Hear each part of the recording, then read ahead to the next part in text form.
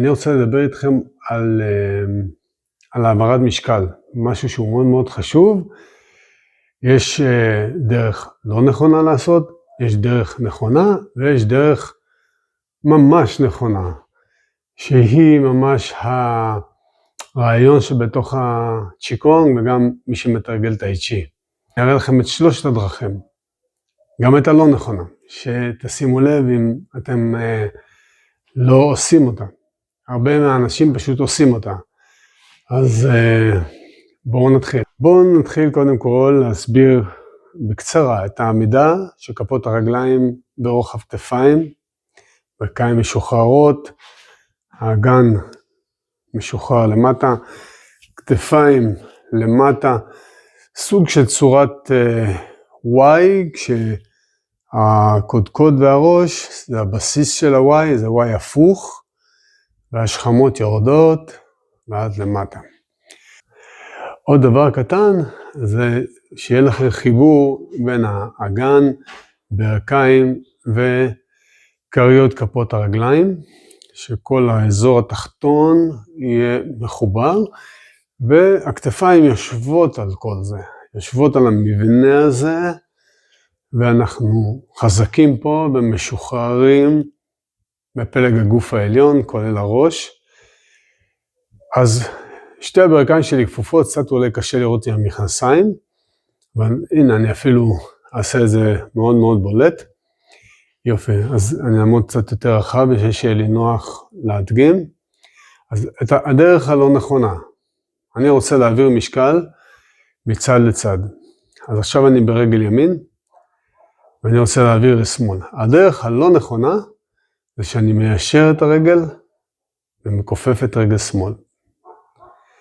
מיישר ומכופף. ועוד יותר לא נכון אם אני מאבד את המרכז. עושה ככה, ועם האגן ככה. וגם אם אני נוטה מצד לצד. ככה. זאת אומרת, אז שני דברים. לשמור על המרכז, ולא לעלות ולרדת.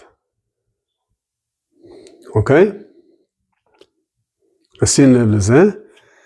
אז זה הדרך הלא נכונה, שאני עולה ויורד. הוא בכלל, בכל מה שאתם מתרגלים, טאי צ'י, צ'יקונג, אם אין הגדרה לעלות ולרדת, לא עולים ויורדים.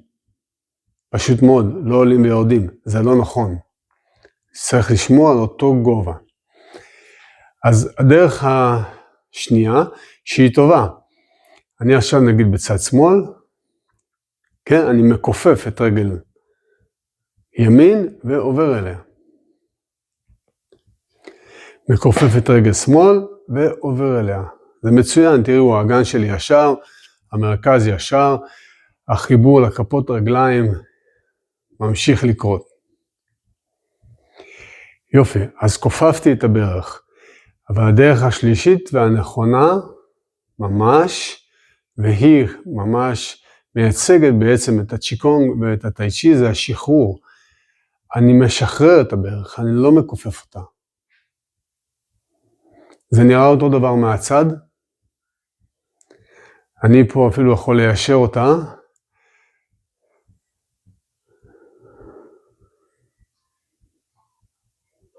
רואים? אז זה נראה אותו דבר מהצד או בווידאו, אבל אני בעצם משחרר את הרגל. אני משחרר עכשיו, כשאני אעביר משקל אל רגל שמאל, אני משחרר אותה. אני לא מכופף אותה.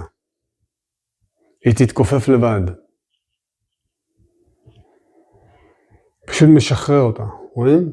כמו חבל ישר שמשתחרר. ואני שומר על הכפות רגליים מקבילות, הן לא מסתובבות לי, הן לא עושות דברים כאלו. ובעצם התחושה צריכה להיות שאני נוזל. יחד עם זה שאני מאוד זקוף, אני נוזל. אני לא עושה כלום. כמו מים שנשפכים.